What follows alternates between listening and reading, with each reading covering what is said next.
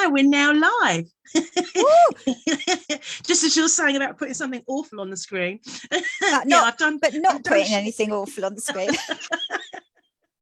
I'm going to share it. Porn. Imagine. That would be a picture of a cake, wouldn't it? Yes, it would. It would, wouldn't it? And I'm going to share it on my page. Hang on a minute. Okie dokie. Good morning, everybody. You came in then at an odd moment where you were thinking, what are Jacqueline? What are they going on about? I love it because you have this moment where you don't know if people can hear yet, and all of a sudden people go, Blackberry porn, what are they on about already? Are they talking about cakes? That's what people will have thought. Yeah, most people go cake straight away, don't they? Yeah. As long as people can talk about cake, they're fine. So we're now live. I would say no swearing, but that'd count me out. So I got a bit of a potty mouth. But good morning. We have got some people watching us. I don't know who they are yet, but today I've got my lovely friend Jacqueline Durban with us again. Oh, and thank you, Emma Parker. Cake. Cake. And Julian. Good morning, King Julian. How are you, my lovely? We're talking about cake. Well, we're talking about blackberries, but all sorts of things. Anyway, so I have my lovely friend Jacqueline back with us. Those of you that have been here before will remember Jacqueline. She comes and talks about, we have the most amazing conversations where we start on one thing and you're probably as bad as me for ending up on 10 conversations in completely different tangents. So yes, we could end up on the planet Mars by the end. Yes, which we call brambling, which is very apt, isn't it, for blackberries? Very, very apt. Brambling. Yes. And yes, because did you see my picture of the crumble tree? I did. It was also lovely. Me and Janine, we walked from Reculver to Minnis Bay and back along the sea wall, and there every now and then there'd be an apple tree, and they were all different apples. So we thought people must have thrown their cores, and they took roots. And yes, because they were along the sea wall, there was no. It wasn't fields. I mean, it had been a shrimp farm. So, I mean, you know, and they're all different apples. We noticed all these different apples. And one tree had got a bramble wrapped all the way around it like a snake, so that you couldn't see where the bramble started and finished and where the apple tree began. So we just like, it got all these blackberries next to the apples, and there was literally fabulous that far apart were apples and brambles on the same tree. So it's a crumble tree. It is a crumble tree. That did make me laugh. Well, my dad is obsessed with crumble and the custard, and when we go anywhere, he'll be like, before we even order, he'll be like, what the puddings are there, and he'll always have something with custard, and it's usually a crumble. So we had to send him a picture of the crumble tree. Very wise, a wise man indeed. Yeah. So I've got my woodland cup. I've got my solid Dennis cup. Oh, did you have that made for him? No, somebody made it for me for my birthday. Look, it says solid Dennis on it. I know that's my cat, everyone.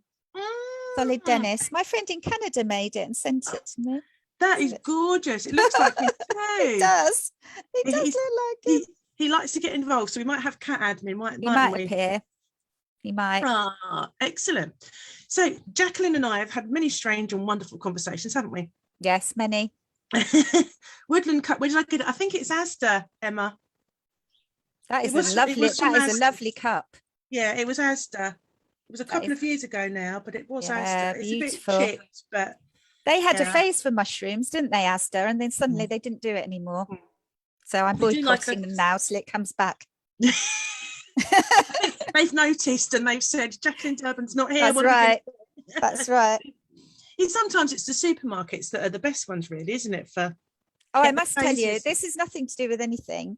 But when the election happened last time, I went to Asda. I was in a terrible mood, and somebody had written something rude in the, the candles with the initials. They'd written a very apt message to the world about what had happened in the election, and it was really wonderful. It had a rude word in it. Anyway, then these schoolgirls came along. They were only about 14 and they moved them all around. They were very prudish, I thought. So I snuck back after they'd gone and put it back again. Only a different sweary message. I thought this is the way the free people of this land are communicating through candles in Asda. Like, we always find a way, don't we, to speak to each other. Definitely. Yeah, I know you see them, don't you? Where they rearrange French Connection UK and things like that, don't they? And, Yeah, you know, it's so great. Yeah. Oh, brilliant. No, Jacqueline's here today because she's going to talk about old Michelmas and its traditions, which is, you say there's similar traditions to new Michelmas. Oh yeah. But there's a story behind old and new Michelmas. I'll explain what that means, yes. Yeah, and Blackberry folklore. So do you just want to tell us a little bit about you for those people that don't know you? And most people watching will know you. Blimey, I don't know. Well, my name's Jacqueline. Yes, or also B, because it says B on the screen, doesn't it? It does, doesn't it? Yeah. More normally B these days, really. I call myself a hedge vicar, which is kind of a bit of a joke, really. I mean, I trained as a priestess in Glastonbury for a long time, and I was involved with the goddess temple there for a long time, which I'm not anymore. But now I kind of, I suppose, follow a syncretic tradition of Christianity and earth spirituality, I suppose. And the group that I facilitate, for want of a better word, we have a lot of gatherings every day. We have 4 a day at the moment, which seems ridiculous, but that's what COVID's done for us in a way. It's drawn community out, hasn't it? So we have 4 online gatherings a day for morning prayers, noon prayers, tea time, general brambling, and bedtime stories and night prayers. And I kind of do all of those. So I'm a hedge vicar, is what I am. Hedge vicar, I love that. We do call you the Rev, don't we? Reverend Durban. I get posts that says Reverend Durban on it now, which is so funny. Hello, Jeannie. Jeannie's here as well. So yes, Jeannie and Emma have witnessed this phenomenon that is the Reverend Durban. Phenomenon. Rev Durban. It's all I've ever wanted. It's not like the church would ever let me do it, is it? They'd probably get more bums on seats, to be fair, wouldn't they? I reckon. But yeah, so do I. Yeah, especially the stories as well, because me and Tucker used to join for the stories. Anyway, enough of my brambling. So, Michelmas, old and new Michelmas, over to you. So, what to say? Michelmas. So, Michelmas is the feast day of St. Michael and all the angels. So it's kind of like become a feast day for all archangels, really. But St. Michael is the main one, Michelmas. And Michelmas is for us on the 29th of September. But that is a newfangled sort of thing that came in. I think it was 1750. I've got the date wrong. I won't remember. But it's when we changed from the Julian to the Gregorian calendar. We lost 11 days. So previously, Michelmas would have been, I think it was the 10th of October, but we've lost another 2 days now. It's to do with the calendar slipping in terms of what the sun's doing. So the leap years and things are trying to make that work. Otherwise, the year kind of goes wrong and all the moons go wrong in terms of the months. So they changed the calendar to get all those days back. Did that? Sorry, you said they two more days that they've changed. I know. Well, that's not, nobody's done that. It's just that's what has happened because it's continued slipping, of course. So where it's continued slipping, which is why they changed it in the first place, we've lost another 2 days. And I think it's going to become more like over time. Well, yeah, where we're orbiting the sun, our orbit will become smaller and smaller in the end, won't it? That's right. So the days have changed. So our ancestors suddenly woke up one day and they'd lost 11 days, which is strange, isn't it? I can't remember. I'm trying to remember when it was brought in this country. Oh, I never remember dates. I'll look it up while you look it up while I'm talking. So we lost some days basically, and there's folklore around Michelmas, which is to do with blackberries, which I'm going to talk about, and mostly it's to do with not eating blackberries anymore. So it seems a bit of a shame to stop eating blackberries on the 29th of September, which is when our Michelmas is now. But old Michelmas is not now until the 12th of October, which feels a bit more in keeping with what nature's doing. This is the thing, our calendar now, it's a bit like, I suppose, when you think about it, it's a bit like when the clocks go forward, isn't it? I always feel really out of sync with everything then. And we are out of sync till they go back again. And it's like the calendar suddenly changing by 11 days, I think put us out of sync. So it's quite good with some of the festivals, not with the solstices and equinoxes, because they're on specific, that's to do with the sky, isn't it? So that's not really about a date. But the ones that are to do with a calendar date done by the sun, it's quite good to add 13 days on and also be mindful of those festivals. So like Imbolc and Beltane and Lammas and Samhain, it's quite good to also celebrate the old date. So they, at the moment, they'll be 13 days after the one that we're doing. I wonder if that's why we perhaps feel it a bit before and it lingers with us, and you know, feeling old things, because it was 1582. 1582. See, I thought 1752 because I've got quite a lot of the numbers right, but in the wrong order. What's 190 years or whatever it is? It's nothing. It's nothing to us, is it? 230, I think it is. That's right. It's interesting that you should say that, because you know, you do get that feeling of it lingering. You do get that feeling of, and you wonder how that happens. And I've just been randoming completely off into another direction, which is all my school reports. And one of my teachers is on my Facebook page, and he still says, off at a tangent, are we, Claire?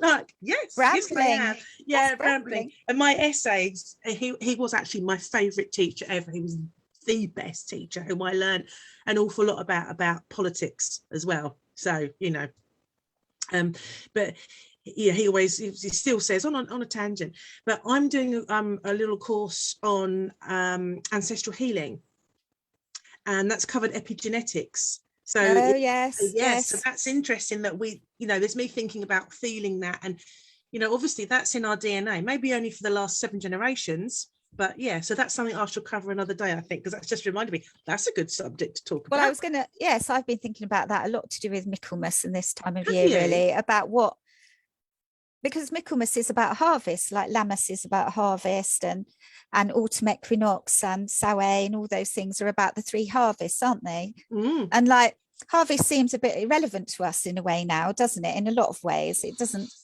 you know, we don't, a lot of us don't even see a field or have any sense. I mean, the thing is, this year we have got a sense of food being scarce, definitely. Haven't we? Like, we are actually, in a way, this year particularly in touch with what our ancestors would have been experiencing, because we are looking at shelves. I mean, they would have been looking at fields that maybe hadn't grown as well as they wanted them to, and thinking about the winter, but we're thinking about shelves being empty, aren't we? And our sort of inability to grow our own food, because we haven't got any land, because it's all been stolen from us by enclosures and stuff like that. So we're sort of, in a way, coming in line with our ancestors, but in this sort of sense of scarcity, aren't we? Yeah, even if it is, funny enough, I don't know if you saw the post I shared last night. It was it was the Daily Mirror. So I don't hold it by that much store, but it was going, 1 in 6 people are experiencing problems. And I'm like, it's not responsible reporting. You know, like, Christmas, will we be able to find, you know, got the Christmas is cancelled. For God's sake, we can, you know, Christmas dinner is, as long as you've got your family around the table. Yeah. You know, but it is, you know, and somebody said, oh, there's shortages here and there's shortages there. And we have, obviously, you know, I have been aware, like you say, of keeping an eye on the stock, not to stock up, but just to think, oh, you know, what's going on here? Because you can't help but, do you know what was missing the other week? It doesn't matter, because I'm doing Stoptober. The other week, there was no tonic for my vodka at all. Isn't it weird what's not there? There was no tonic. And I'm like, where's all that gone? And I found that cat food is very weird at the moment. Cat food. And I thought, unless it's a zombie apocalypse and we're all going to start eating cat food, and Emma says, yeah, it creates a horrible panic, and it does. And it does. It's people that, you know, and I suppose, like you say, with putting it in line with traditional things, it has brought us maybe closer to that realization that actually we are dependent on things, and we're not as self-sufficient or as independent as we think we are. We think we're all autonomous and we go around doing stuff, but actually we are an animal that needs a good harvest to survive at the end of the day, aren't we? Well, we do in some sense, don't we? Because we've got to eat. And the thing is, our disconnection from the land, particularly in this country, I would say, is so absolutely vast that I don't think it's possible to overestimate what's been done to us, I don't think, in the sense that most people haven't got gardens, have they? And we've sort of learnt to grow flowers and think it wouldn't occur to most people to use their garden to grow vegetables and things like that. I think when the pandemic happened and there was a lot of panic about food, a lot of people started saying, oh, I need to grow vegetables, because suddenly because we've got so used to everything being there all the time, haven't we? Yeah. And that feels like a great thing, but in a way it isn't, because we've become very disconnected from the cycles of nature and what's growing, but also of our own ability to feed ourselves. Like when the shops are empty, everyone panics, don't they? Yeah. Whereas once it would have been about the sun and the rain and what the crops were doing. Although it's so different, it's also the same. I don't think we've come very far. It's only been a few hundred years, hasn't it, really?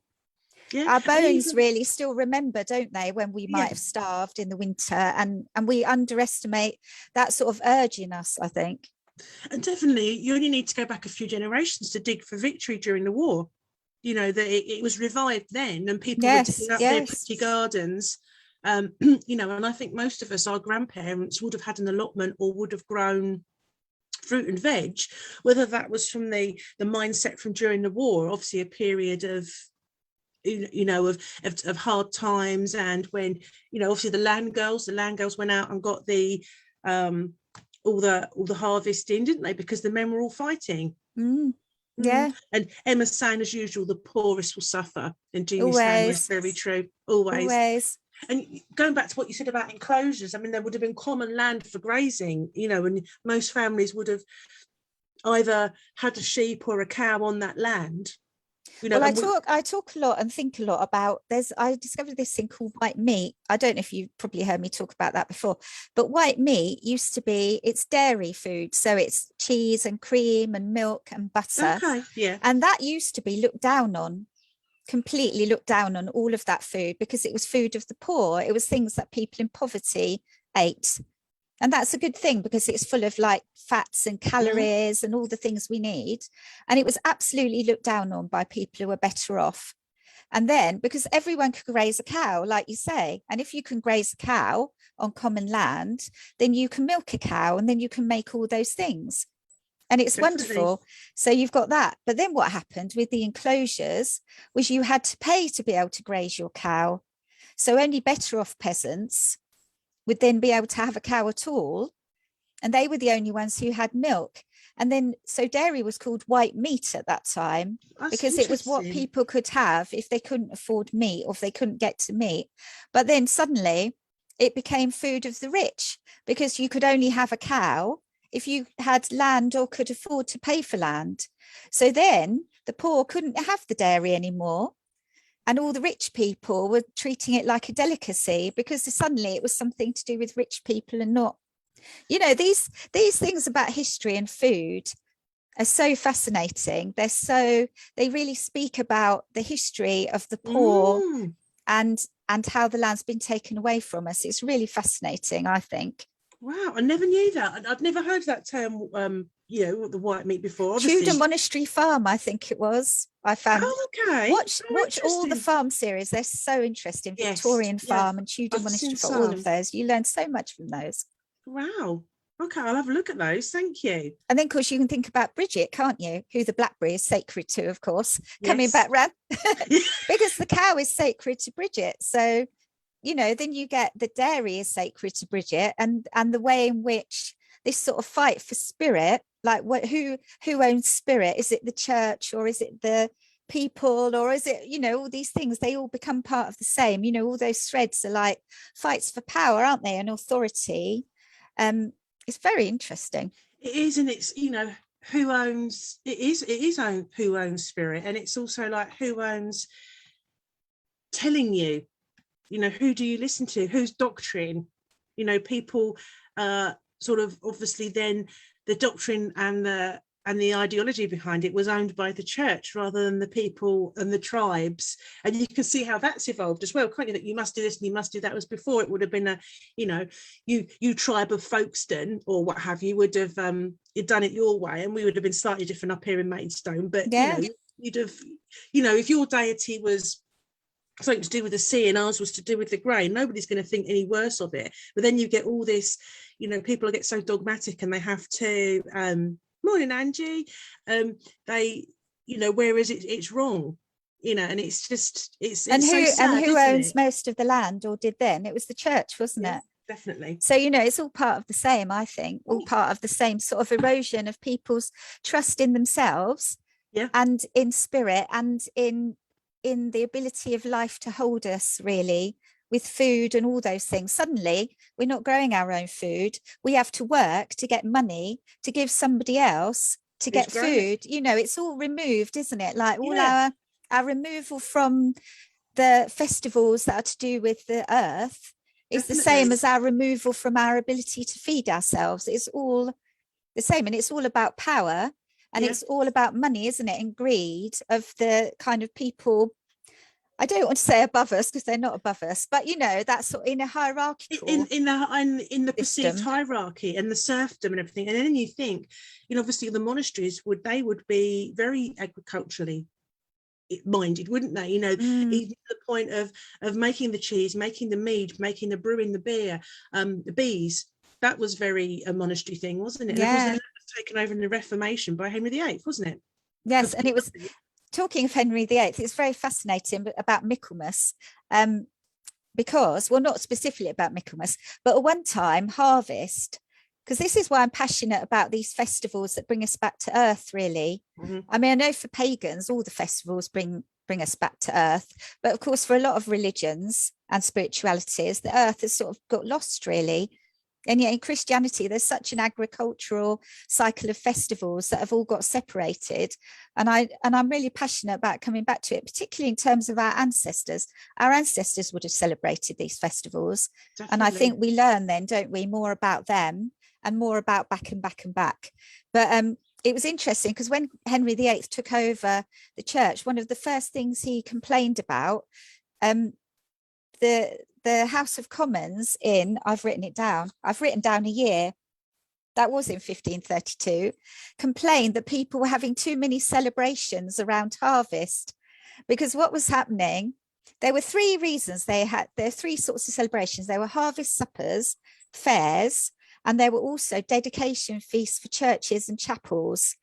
So like if you have a particular saint, you tend to have a day when you celebrate, and they were having them all during harvest. So you could they kind of organized it in different areas so that you could virtually celebrate every single day. Like if you see a medieval calendar of saints' feast days, every day has got a saint, and they celebrated all of them. I mean, they had hard lives, do you know what I mean? And they wanted fair play, enjoy it. The House of Commons complained that they said that there were too many feast days and it encouraged idleness and diluted piety. And they said it shouldn't, because basically they just staggered them. It was like a relay of festivals and feasts. And so one of the first things Henry VIII did, and this was in 1536, was he said, you can't do that anymore. You can't have all these feasts and festivals. That's not good. And what he said, feast. He loved the banquet. Yeah, but he didn't want all the other people having them. That's the thing. It's shocking, isn't it? He said they had to have all the fit dedication days for the churches on the first Sunday in October, and they all completely ignored him. Of all the things he ever said, that was the main thing that everyone completely ignored. They just carried on doing it anyway. He can reorganise the church and create the Church of England, but you leave our feast days alone, Henry. Yeah, we're keeping our feast days. Oh, morning, Lou. One of my best friends has appeared. Do they still have harvest festivals celebrated in schools? I don't know. Well, I've just been to one in my church. So I think they do them, but they're a weird thing now, aren't they? I've got so much to say about all these things. My head's so full of all of this. The thing about all these festivals at harvest, they're about bringing us, well, if you imagine the summer is a wonderful time, isn't it? And the weather's so wonderful. But for our ancestors, it would have been an absolute flurry of doing things, wouldn't it? Out on the land, like trying to get the hay harvest in for the animals in the winter, trying to get the grain harvest in, digging the veg, doing all sorts of things. It would have been outward hard work. Yeah. Outward facing as well, really. Yeah. Sort of outward facing towards the fields and things like that.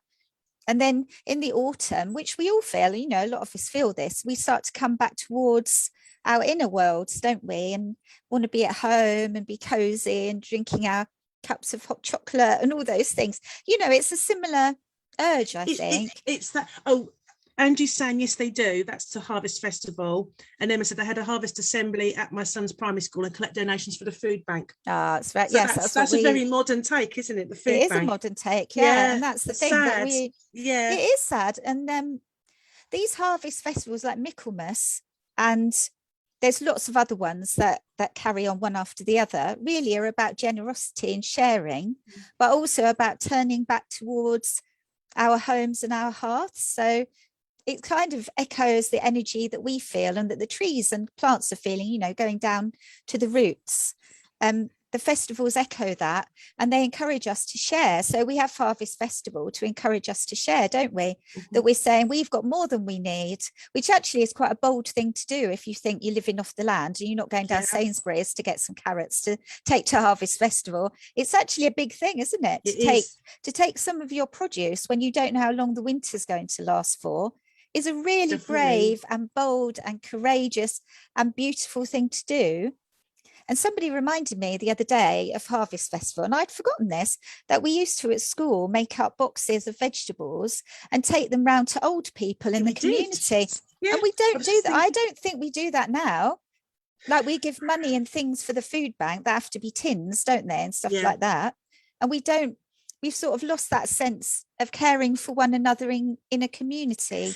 We used to physically come home with a decorated box with bits and bobs in it, and some of them would be tins and packets, but there would be fresh fruit, and you'd take it for an old person. And I remember carting these things home from school. And Lou, if she's still watching, I've known her all my life, poor thing, literally my whole life. 50 years I've known her. Oh, what a thing. She lived next door but one, and our parents were friends, weren't they, Lou? And I don't know if she remembers Mr. and Mrs. Bevan and Mrs. Addis over the road, but I'd come home with 2 boxes. How I brought them home, I do not know. And neither of them were particularly in need. Well, nobody cared about that. You just give it to them anyway. They were old people, but it wasn't even. They probably thought, that's lovely, Claire. Lou does remember. She's lots of smiley faces. But it was the act of giving for me. It was the joy on their face, whether it was a suddenly, oh God, Claire's at the door, what she want? But this box of, I got this from school, Mrs. Addis. I mean, they'd be, oh, thank you, darling, you know, and that. And actually, like, being in front of a person and seeing them and talking to them and knowing who they are and all of those things, you know. Yeah, so there's carry on. No, go on, you finish, darling. No, you say what Lou's saying. I was just going to say, Lou says I do. Mrs. Addis taught me to knit. See? And that's that beautiful That's the point, isn't it? Of you know, us knowing the people over the road well enough. This old lady who was a widow by then, but, you know, it was perfectly acceptable to go and sit in her house and knit with her. But she wouldn't do that now. And she still had something to offer then, didn't she? Exactly, because she then could offer that she could knit. Yeah. Whereas now, often old people, nobody wants to know, do they? And the things that they know, nobody wants to learn them, or they learn them from young people. But why? It's sad, isn't it? Tutorials. Yeah, and we're randoming off even more. But I don't know if anybody watched the Night Stalker thing. I didn't. It was Manhunt with Martin Clunes played the character who. No. He was, and the reason they reckon that this Night Stalker who attacked and assaulted old people, especially ladies, he was particularly horrendous in his crimes. The reason it went on for something like 17 years was because old people have become invisible. Because it's awful. It's really sad. Yeah, because we don't want to think about being old and feeble, so it's not front news stories, and that's just the writers' sort of, you know, thing. And I thought, do you know what? There is a grain of truth. Yeah, there is. So that's the thing. Donations now for Harvest are for food banks, aren't they? And often they're money, and they're not. Yeah, you know, and money. Again, money is the thing. I've got nothing against money, everyone. You know, I quite like money, but it's the thing that separates us, doesn't it? It's like, it's rather than taking a cabbage to church or to school to be put in a box to take to Mrs. Addis, now we're putting checks in an envelope to go to a food bank for people that we won't see You know, it's very faceless, isn't it? And Michelmas and all the festivals really are about sharing and seeing each other. So after all the harvest and everybody's so busy, I'm not saying they wouldn't have seen each other, but they're concentrating on something else, aren't they? Yes. And then the harvest sort of bring us back to celebrate. Oh, we've succeeded in bringing in the harvest. We've got enough for the winter. But then the winter is all about looking after each other. You know, there would have been a lot of things. All our winter festivals really are about sharing, and particularly sharing food with the poor. And that's what Mummers plays and going from door to door singing carols is about, that we can share them. Sailing. Yeah, so we can share, but people who are being given food and money can be given it with dignity because they're doing something in return. Yes. They're not just being given. There's an exchange. Charity is a terrible thing. It's a terrible thing because we think that charity is generosity, and it is not generosity. No. Charity is justice. Charity is paying reparations to people who should have had as much as us in the first place. We're not being generous. Like, we've forgotten how to be generous, really. Yeah, I agree with you. So we don't believe that whatever we give, we should ever suffer any sort of lack. So we won't give so much that we've got less than we think we need. Do you know what I mean? It's like we've kind of lost the ability to be genuinely generous. And we think of charity as us being ever so magnanimous and sort of pouring out our spare things on people, you know, but that's not actually what life used to be. You know, life used to be about there's only this much and we have to keep people alive. Yep. So what do we need to do? You know, it's important. We've got so separated from our survival that we don't even have a sense of that anymore, I don't think. No, I completely agree. Every year I've either volunteered or I work. Morning, Katie. With the homeless shelter, and there are people who come in and silently and just give their don't, you know, what they can. And some of these people haven't got a lot themselves, but they'll go and buy something extra.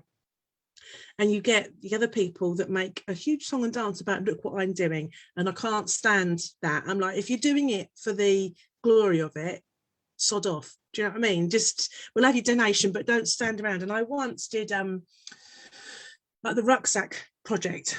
And I remember this woman, she almost walked out with her rucksack because we said, can you fill a rucksack with bits and pieces people need, and we'll just give them to the people that need them. And I took them to the thing, and she almost walked away because she said, I want my daughter to give this to see a homeless person. And I'm just thinking, no, that's weird. They're not like, I know. I'm like, it's not a bloody freak show. Do you know what I mean? It's somebody needs it. The need is there, and everybody donates, you know, spare bits and pieces and what they can, you know, if people have got the money to go out and buy and fill one, all well and good. And most people will happily come in and go, here's the rucksack, good luck, well done, and all the rest of it. Shouldn't be a need for it, but if there's a need. No, but it's good, isn't it, that people will do that? Yeah, but I did have one person who wanted to show their child what a homeless person was. And she was really cross that she couldn't actually give it to somebody. What is a homeless person? A homeless person is just a person. I mean, she's seen people. What does that even mean? Like, I want to see what a homeless person looks like. Well, go and look in a mirror then, because you're a person.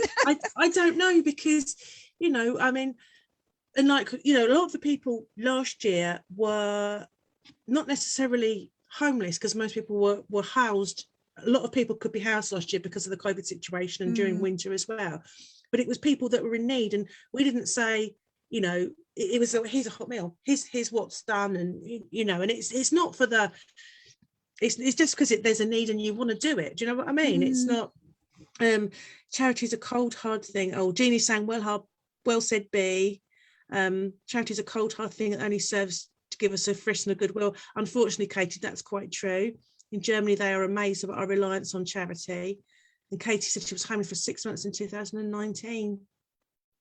Oh, yeah. I mean, the thing is, we don't want to stop doing it, do we? We've got to do it. You can't stop doing it. But at the same time, it's not actually mending anything, is it? It's not changing anything or challenging anything. It just sort of keeps things ticking along, doesn't it, really? And so you know, there's more to be done than just giving, I think. So yeah, there's a huge support work needed behind it to really investigate the reasons and make, like you say, reparation for how those reasons can be eradicated for most people. Some people, you know, it's most possibly not going to work for, you know, but that's how it is, isn't it? You know. yeah, well, But it is, yeah. Anyway, Michelmas. So I was going to say that a lot of the traditions around Michelmas and all the festivals at this time of year are about people visiting each other and sharing. And one of the really good traditions, you'll like this tradition about Michelmas, I'm going to talk about the carrots, because carrots and Michelmas are such a thing. And I quite like that, because I think it's like the festivals before this that are to do with harvest are about grain, aren't they, and about fruit and nuts and things in the wild, whereas when we go to carrots, we can think about our gardens a bit more and what we've got in the ground in our gardens. Now, once it would have been wild carrots, so Queen Anne's lace would have been what the carrots were, so people still would have gone out, but it would have been things that they'd find rather than things they'd grown themselves. But also there's a sense now that it can be things from our gardens, so garden produce, so it's bringing us back in. And what the tradition was the Sunday before Michelmas, the women would go out and dig up carrots, and then they would all show each other their carrots, which is a very a very important thing. What you do, you show everyone your carrots, and if you get a two-pronged carrot, that's really good luck, because that's to do with fertility and increase and abundance. And so you say to everyone, look at my two-pronged carrot, and everyone celebrates. And also they would go around and visit each other's houses looking at each other's carrots, which is wonderful, isn't it? See, you're dumbfounded. Of course you are, because I've heard this tale before. I know, I tell it quite often. It's so great. Have you got a photo? I'm going to show a little picture of the carrot. Where is my picture? Hang on a minute. I have got a picture.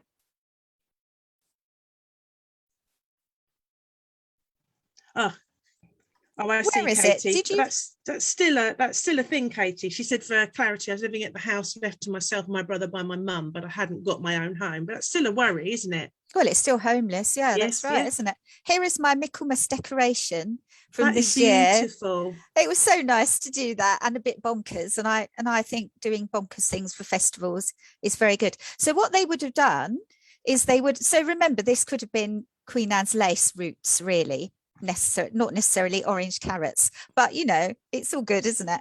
Yeah. So what they would have done is they would have tied red thread around the carrots, and then they would have given them to people during Michaelmas Day.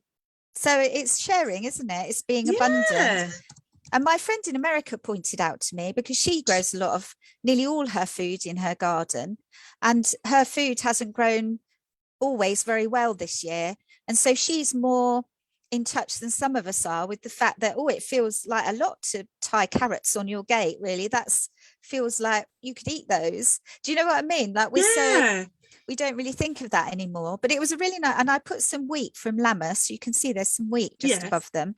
And then these red threads are symbolic of life, I suppose, or the blood of life and all of those things. And they would have given them to people while they were walking around, which I think is really lovely. So carrots, that's amazing, isn't it? Carrots are an important thing. And while the women were doing that, the men would have been guarding the horses, because there was a tradition, I think this is in the Hebrides, if I remember correctly, that you were allowed to steal people's horses on the day before Michaelmas. And so the men, yes, and the reason for that was that on Michaelmas, they used to have horse races. And so whoever had the best horse would win the race. And so there was a tradition that you could steal people's horses the night before. So they all used to be out guarding their horses overnight. I often wonder, though, whether this is just about getting the men out of the house, like they're going off doing something. Maybe. While all the women are showing each other their carrots. You know, it's very... That sounds really quite dodgy, doesn't it? I know. Folk traditions are very bonkers and wonderful. Like, the more you know about them, the better they are, really. I mean, love them. It just makes you wonder what is behind some of these things, doesn't it? you know. I think underneath it, there's something that's real, isn't there, about Yeah. sharing or about being mindful of the things around us, really, and spending time together as well, and visiting each other, and all those things that lots of us don't really do anymore. Yes. So, you know, it's an important thing. Also, there was a thing called a Struan Michael, which was a sort of loaf, and it would have the grains, all the different grains that were grown on that land. So barley and rye and wheat, whatever it was, would be included. And it was sort of like a cross between bread and a cake, but also a bit like a pancake. You know, it's gets batter put on the outside, but in the middle it's like a bread. And they would make those, a Struan Michael, and sometimes they would make one for each member of the family. You know, there were lots of traditions around making food at this time of year. Like, this is a time of year now where all the festivals are about making cakes and food and different sorts of things. And, you know, you can see why that is, because it's about sharing, because whatever was left over of the Struan Michael would be given to the poor. So it's about sharing with each other, and also sharing with people who've got less than us. But it's also about saying Yarbu to the dark, isn't it? And the winter, and saying, we're not afraid. You know, we've only just started the autumn and we're already giving our food away. We're not afraid. You know, and it's important for us to tell ourselves we're not afraid. It's an affirmation, isn't it? Of, we're going to make it through this winter and we're going to get through the dark. You know, I think all these things are part of our, like you're talking about epigenetics, it's still in our bodies and our bones. Definitely. To be nervous, really. How will we make it through? Will we, you know? You know, when there was, you know, would we be snowed in is another thing. You know, I mean, epigenetics is a fascinating thing, but would we have enough firewood? Exactly. All those things. And Lou's saying carrots never used to be orange, but they weren't, they were purple. No, they weren't orange. No. Oh, there's a trucker. Mr. Trucker! Hello. Hello, Mr. Trucker. You all right? Yeah, good, thanks. Are you going off to? I'm just going out to church. Okay, then. I'll see you later, darling. Love you. Bye. Bye. There's a random visit from the trucker. It would be his dad's 80th birthday today, so he's going up to the church to put some flowers there for him. Oh, that's nice. Yeah, bless him. And a wild carrot's white. Well, yes, they're sort of white. They're kind of creamy white, I think. And there were purple ones. I know my friend Rhiannon's just grown some purple ones, which were traditional as well. Yeah, the purple ones are older, aren't they, I think? And Katie said, and I was working as a professional nurse, so what does a homeless person look like? Exactly. Well, that's what I'm saying. They just look like a person. They're just a person. Queen Anne's lace, I think so. Yeah, Queen Anne's lace, wild carrots. The red would have been a strong contrast, Melissa. Good morning, Melissa. This is definitely that. Jeannie had an allotment for a few years. It was hard work. I'm much more appreciative of farmers now and grateful to them. Yeah, it is hard work, isn't it? It is hard work. Excellent. And I lived on a boat for like 2 years, and you really start to see how hard it is to keep yourself going. You know, when you've got to get coal, and how do you get coal when you've got no car? And how do you know, or you have to collect firewood, or you get up in the morning and the washing up bowl's frozen, and the windows are frozen, and the canal's frozen, and you can't get any water because you can't move the boat. You know, you really get into touch with what it means to be alive, really. It's wonderful. It's very liberating. It makes you much less afraid. Like, we live with a lot of fear, I think, because the bottom could fall out, couldn't it? Which is what's happening at the moment, which is why people are panicking. Exactly. You know, that's something that, you know, what we've got to remember is that this has happened for millennia and we get through it. Oh, we'll get through it. Our ancestors got through it. That's why we're here, isn't it? Yeah, exactly. And, you know, for example, I come from a huge line of agricultural labourers, you know, and I'm not green fingered at all. I do grow fruit, and that started before lockdown. But I've got a thing in the front garden because it makes more sense there because of the sunlight than at the back. Emma said, is that why we put weight on, a natural urge to eat more if we can? Lay down the fat for the winter, I would guess. Well, it probably is, isn't it? Yeah. Just that we don't move about so much. So it's all out of balance, isn't it? But I would have thought that, you know, we suddenly want to eat lots of stodgy things, don't we? And feel cozy. Well, because all our traditions now about cake. Yeah. Michaelmas has got lots of cakes. Like I made blackberry scones, which because we haven't even mentioned blackberries, I was and just it's gonna nearly say- time to stop. That's right. I'll say something about them in a minute. But like blackberry scones, for instance, and strewn Michael, and there's a thing called hot wardens, which are like poached pears, which is a Ooh, traditional Michaelmas thing. Can I Is just it? mention a lovely book? Of course you may. It's the best book in the world. Genuinely, this book. Is it backwards on your screen? No, I don't know. Cat and Cakes and Lace. Cat and Cakes and Lace Can by I just Julia see? Jones and Barbara Dick. You can get it on Yeah, it's there. you can get it on Amazon and places like that for like a couple of Calendar pounds. of Feasts. Okay. And it's the most wonderful book in the world. And it's got it's mostly Christian feasts, but it will, for Yeah. people who are pagan, there will be a lot of things that are you relevant. can tie that in. They sit hand in hand. Oh, yeah, don't well, they? it They comes, sit side by side. Sorry, I mean one it's comes not out of the other. Yeah. And this is the thing with all these things. I mean, like old Michaelmas and new Michaelmas, we in the group that I am in, we think of it as like a tide, all these things tides rather than single days. So we Yeah. have new Michaelmas is when we start, and old Michaelmas, we think of it as a period now. And so you could think of the pagan and Christian festivals like that Yeah. as well. You could join them together in all sorts of different ways. So it's got, this is Well- September, look, it's got harvest things, Ooh, recipes. Look at that. It's ever so interesting. And it's got all sorts of things about Michaelmas. Roast goose with apple and walnut stuffing. Sorry, vegans. I'm not going to eat a goose. Geese are really important at this time of year as well, which I haven't even got time to mention geese, but they're really interesting. We love geese. But hot wardens are really good. They're from Bedfordshire, hot wardens. What are Pears. They're these Pears. pears. They're red wine, brown sugar, ground cinnamon, ginger and saffron. This is a traditional rhyme. This is a baked pear vendor's cry. Imagine being a baked pear vendor. What sort of job would that? Smoking hot, piping hot. Who knows what I've got in my pot? Hot baked wardens, all hot, all hot, all hot. Oh, that sounds. And I fancy that. I was fancy contemplating that. my solstice supper last night. So Lou, prick your ears up because I think you might have some kind of poached baked pears. My friend Imogen, I think, changed the recipe to be with cider, Ooh, which that'd be feels nice. feels more traditional than red Yeah. wine, doesn't it? I don't It think. does, yeah, for people who are earth based, but Yeah, it's a good thing. So it's all about Imogen cakes made now. some. Yeah. It's all about cakes. So Cakes. Michaelmas is strewn Michael and anything with blackberries in and things like that.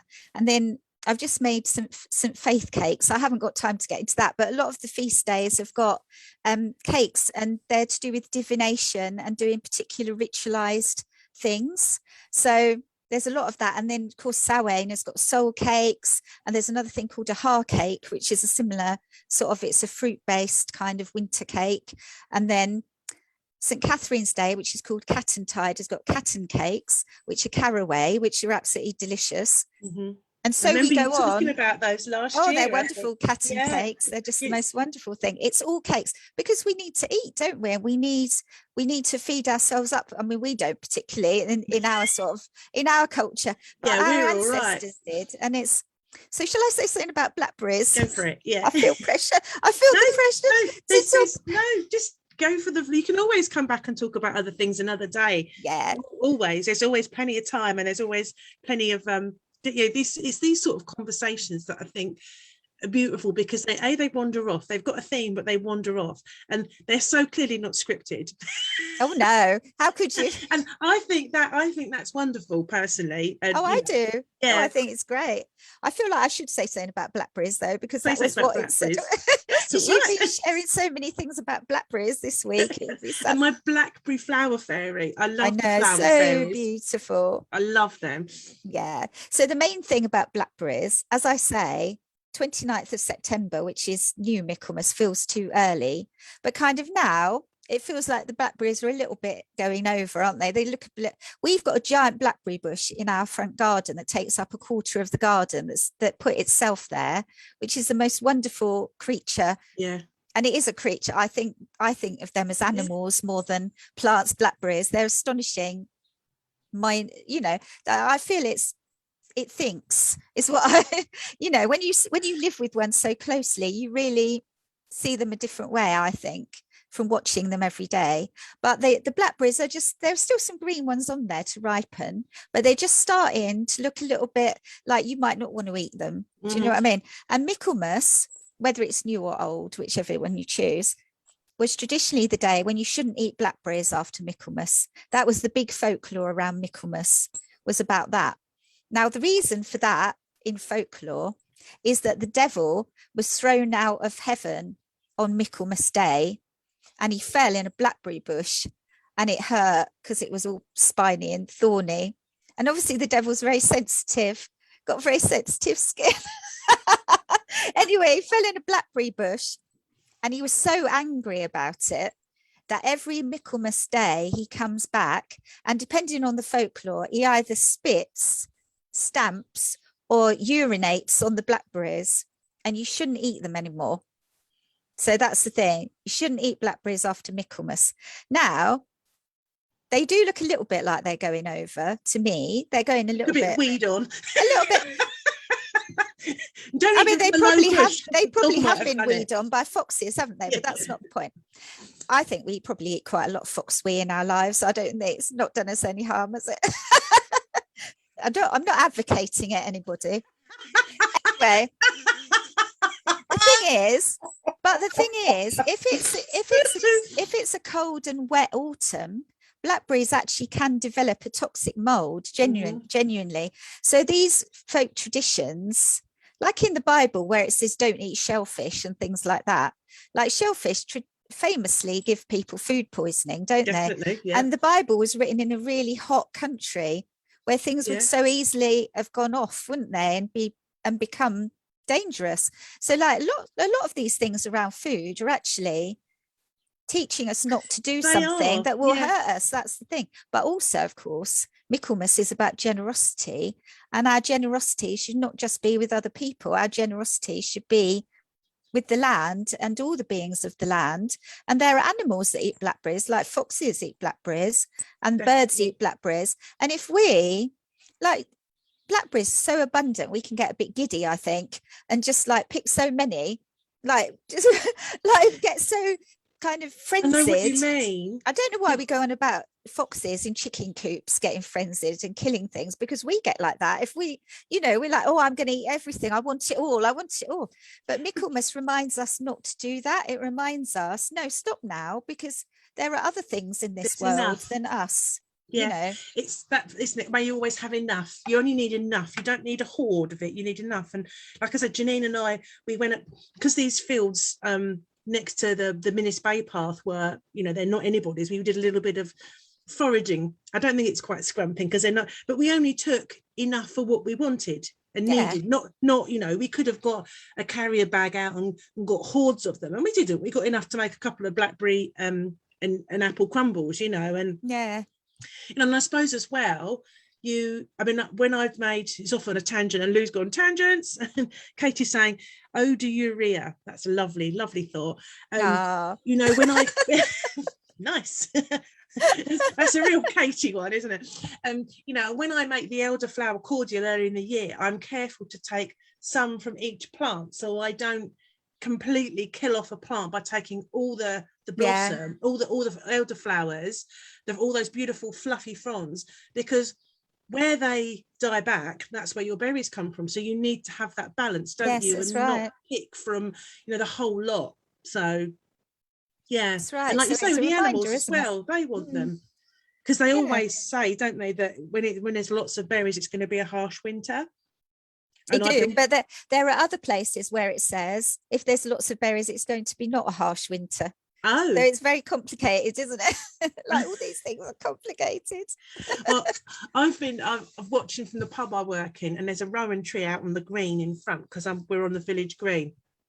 And that rowan tree has got bigger and bigger and bigger and bigger with berries. And I'm like, all those berries. Our rowan tree has got astonishing numbers of berries this year. So if that is true, that it's going to be a harsh winter if there's a lot of berries, it's going to be a really March, winter.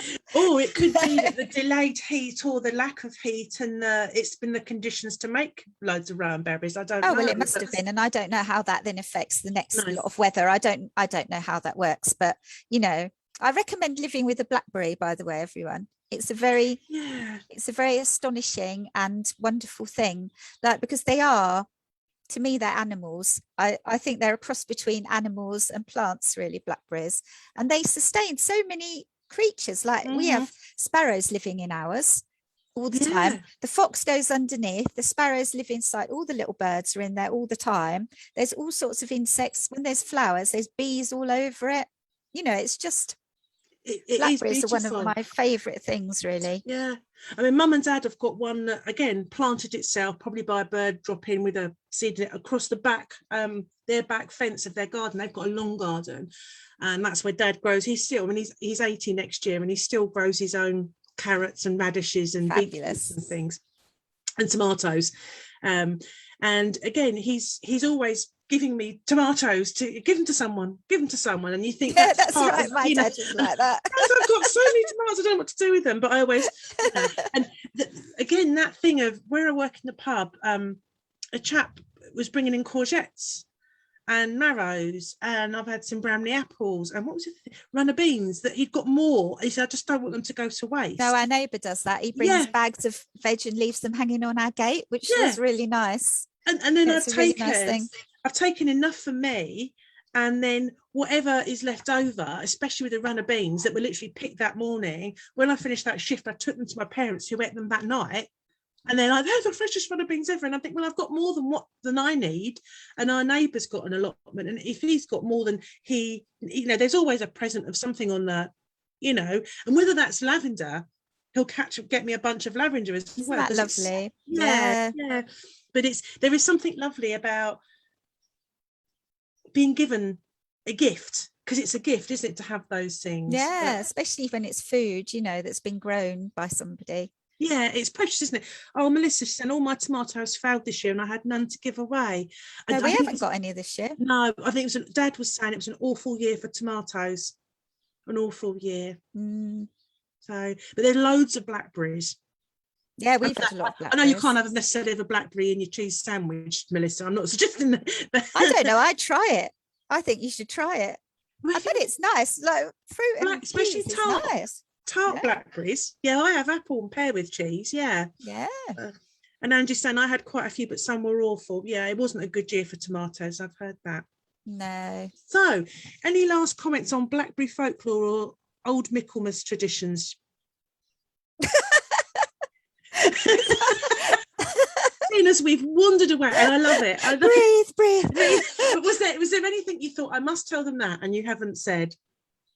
I don't think so. I mean, there's loads of things I haven't said, but I think that it's just really interesting. And I think the more we can learn about, even if it's not our tradition, to learn about the festivals and feasts that are to do with our landscape, I think is a really powerful and also healing thing. I think it really brings you down to earth and makes you feel like, oh, there are things that I can follow this thread and kind of really get hold of it in these wobbly, scary times that we're all living in. You know, it's all just under the surface, isn't it? That's the thing. And blackberries teach us a lot about generosity, I think. And all the festivals from now really until spring are all to teach us about generosity and sharing, and just have that in mind, I think, as we journey through all these months, just to be more mindful of that with one another.